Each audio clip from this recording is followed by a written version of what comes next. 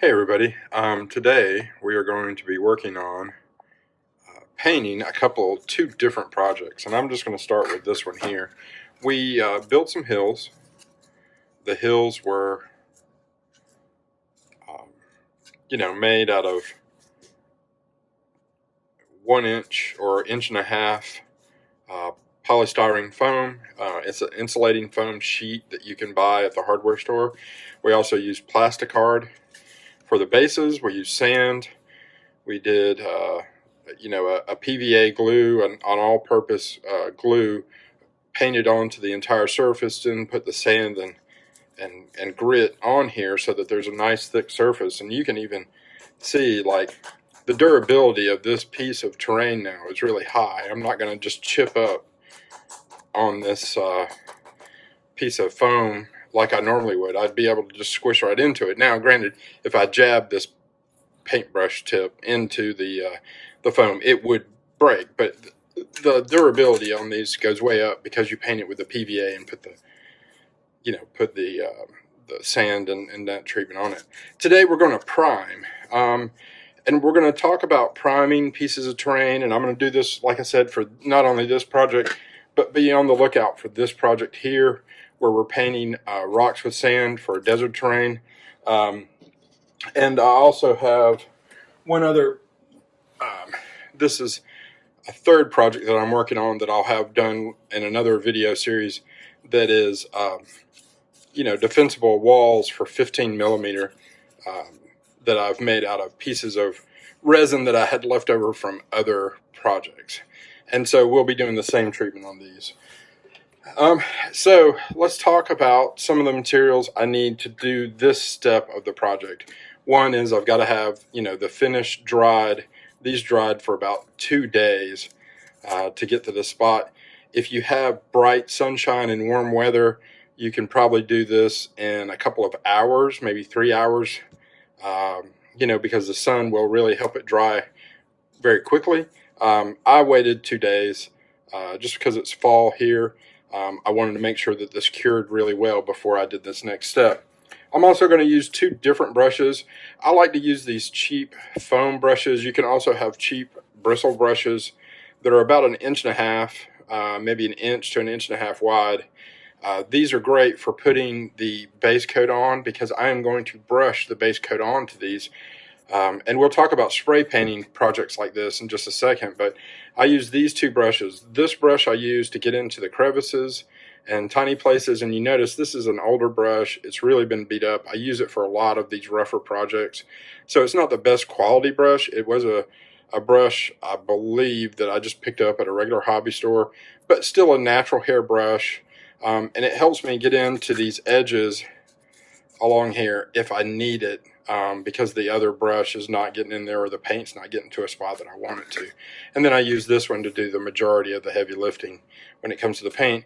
I am using my my dirty jar of clean water, but very dirty paint jar. Having water and paper towels on hand when you do projects like this is perfect. I am using my cutting board.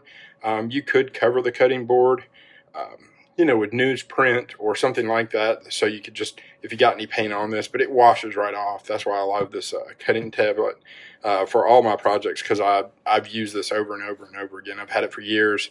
You can just wash latex paint right off of it. Wouldn't spray paint on it. Spray paint will not come off. But if you're worried about it, like I said, you could tape down. I wouldn't just lay newspaper down, because then it's going to possibly stick and all sorts of things. And when you're painting, you want to make sure that you don't get this bottom edge, because that will stick to whatever surface it's on, whether it's paper or a thing like this. Can you pop it right off? Yeah. But it's better if you don't get paint on the back side of this while you're doing this project. Now let's talk about the paint just a little bit. I'm going to set this to the side. I go to the just a local hardware store in my area.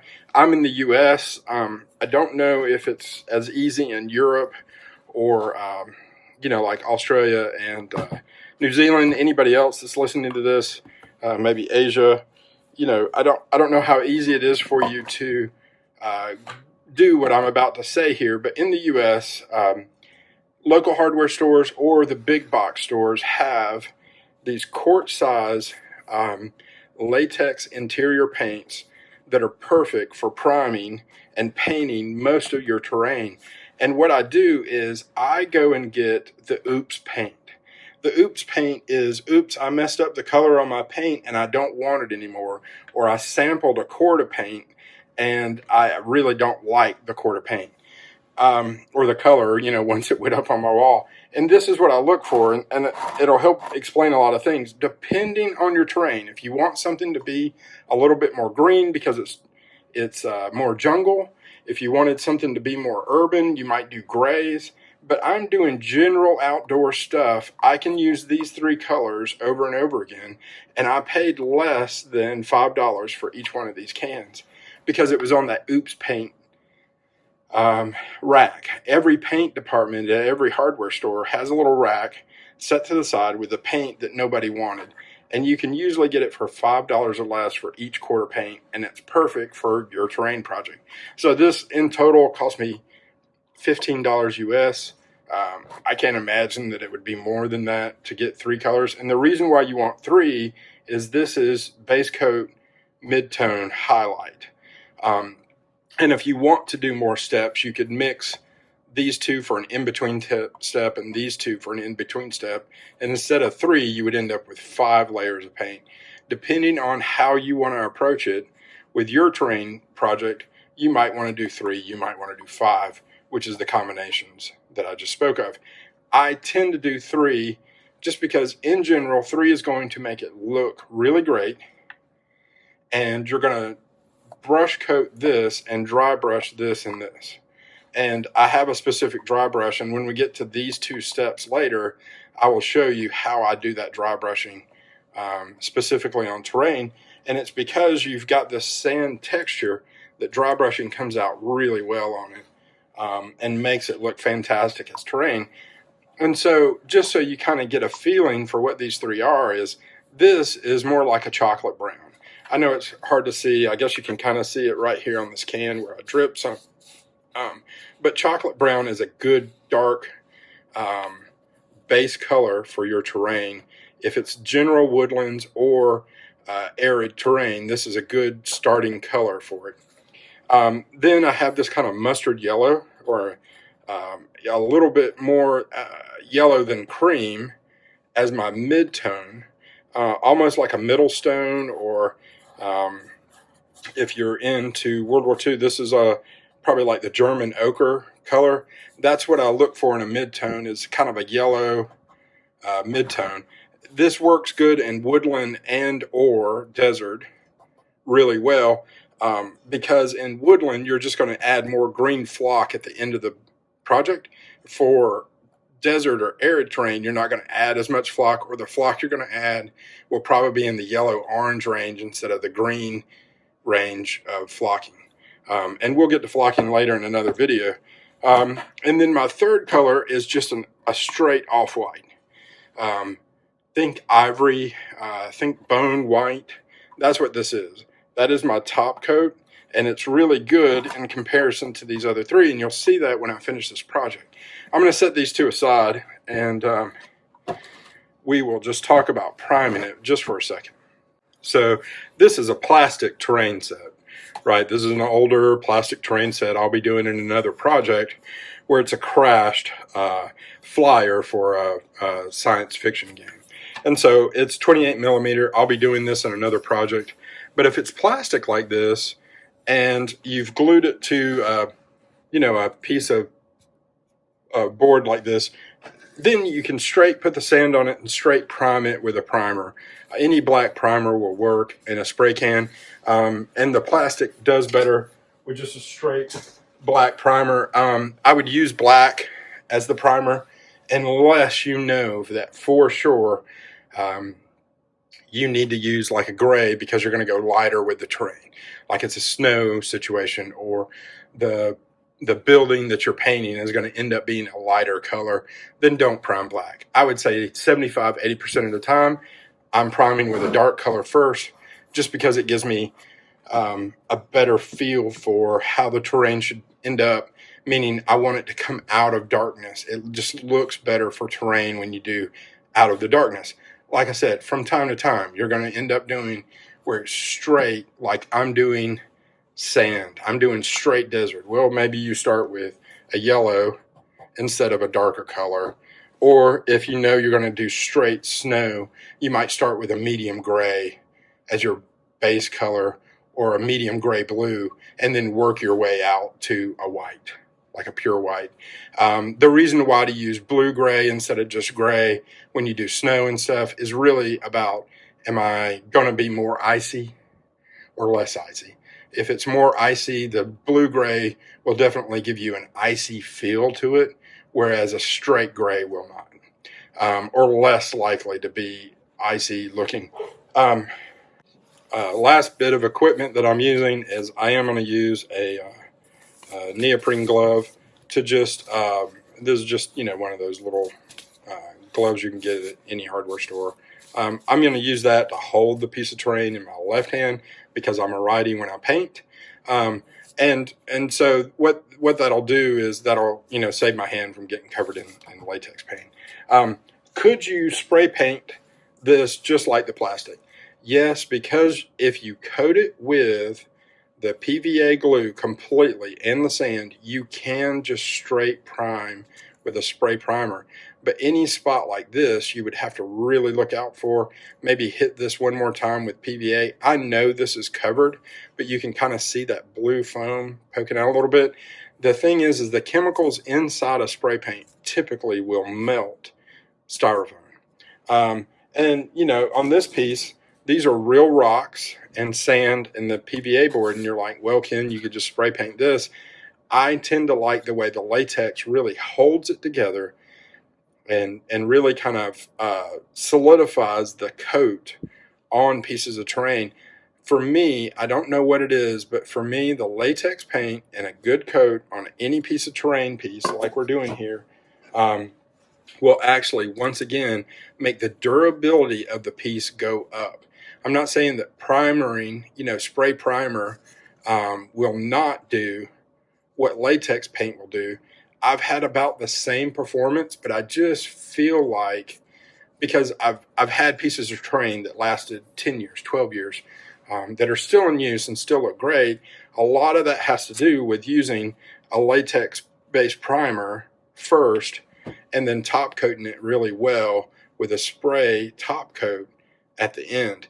I've even brushed on lacquer to pieces of terrain, but that's really shiny, where I would prefer to put a dull coat on this.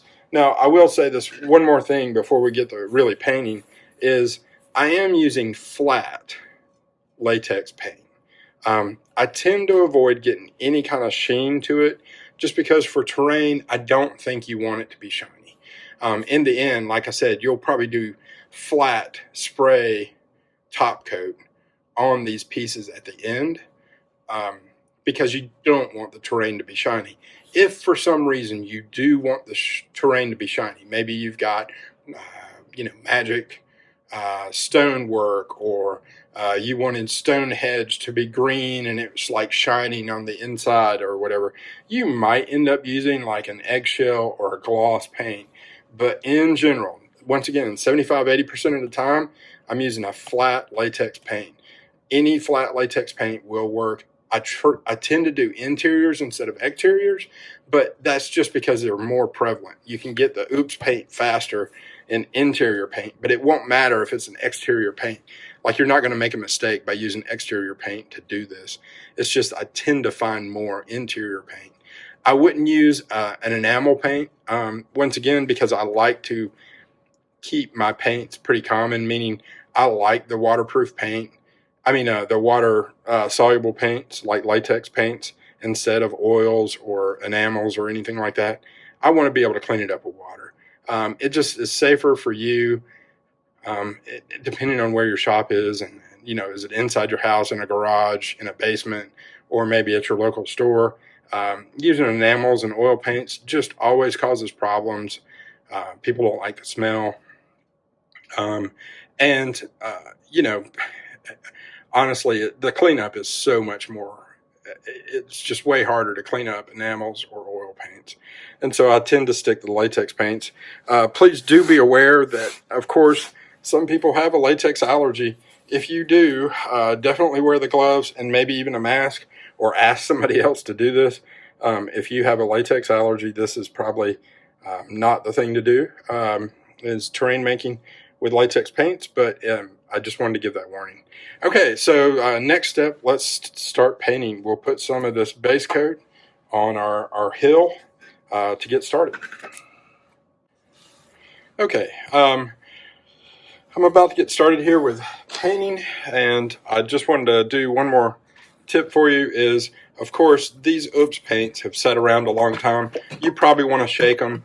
I've shook this for about a minute and a half, 2 minutes. You want to make sure that it's really shook up. You can stir it, you know, and really make sure that you've stirred the paint well. You can do it that way. I tend to do the shake just because it's a little bit better for the paint overall. I'm just going to use my can opener here. And, you know, some people will say, well, if you shake it, you'll end up with bubbles. But in terrain, there you go. That is that color that I was talking about, that dark brown, dark chocolate brown. Okay. Some people will say you'll end up with bubbles if you shake it instead of stir it. The thing is that in reality, you know, when you're painting on terrain, you're not really worried about bubbles and that kind of thing. So I'm just going to start applying this latex paint. Now I have 6 or 5 of the hills and 6 of the rock formations. And in another video, you can actually watch me doing this for the whole set of rock or hill set. The reason why to watch those videos is because it will give you a good indication of how long it takes to do a project like this, you know, time-wise. You're going to see that I'm going to do this primer coat in no time at all. Really, to put the primer on and to dry brush it is one of the fastest things that you'll do when you're doing a project like this, because it really takes no time at all. I will go back and look at this after it dries just to make sure I've got a good coat, that you know, there isn't some spot that didn't get covered, or that there is any issues with the paint itself. But like I said, this goes very, very fast. And you just want to make sure that you get all these crevices. That's why I have the little brush. If I can't get it with this brush, I will definitely get the little brush out just to make sure. But anyway, that, just so you can kind of see, that is the base coat for this piece of terrain, and it really took no time at all. You can imagine that I could probably knock out the 4 other ones in just a few minutes, probably under 10 minutes to do all of them and make sure they're right. Just going in and making sure all those crevices are covered, you know, that you can't see any of the foam or sand. All right, so there you go. Just put my brush in the water. So this is the first one. You notice I got a little bit on there, but it's really from my hand, not from the brush. I'm just going to wipe off anything that's excess, so it won't stick to anything. But I'm going to give this about a day to dry. If you have a warm-ish day and direct sunlight, you can put it right out in the sunlight, and this will dry probably within 30 minutes to an hour. I like to give it a day just because, like I said, that I tend to feel like I've got a better secure coat on it before I start the next step. If you're really trying to hustle it, like I said, use warm sunshine and a warmer day. You could probably hustle this and actually be done with painting this inside of an afternoon, maybe 4-hour stretch. You could be completely done from I've got the sand on there and it's dry to I've finished painting it. I've done a whole table of terrain in a day without any problems, but not everybody's going to sit down and go, okay, I got to make a table of terrain today. So there you go. That's the base coat, and I appreciate you watching this. Watch the next video to get the mid-tone, and then the highlight. I'll probably do both of those in the same video. Anyway, talk to you soon. Thanks.